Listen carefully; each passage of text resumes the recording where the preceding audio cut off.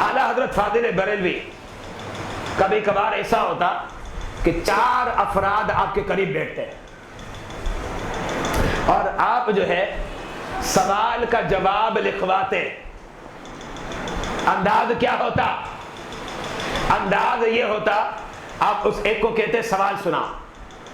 جب ایک سوال سناتا ہے اعلیٰ حضرت اس کا جواب لکھوانا شروع کر دیتے. ظاہر بات ہے بولنے میں سبقت کر جاتے، لکھنے والا دیر لگا تھا.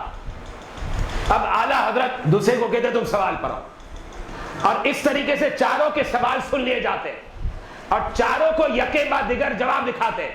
اور پہلے والے کو جہاں سے منقطع کیا تھا اگلے کو جواب دے کر پہلے والے سے پوچھتے نہیں میں نے کہاں تک لکھوایا.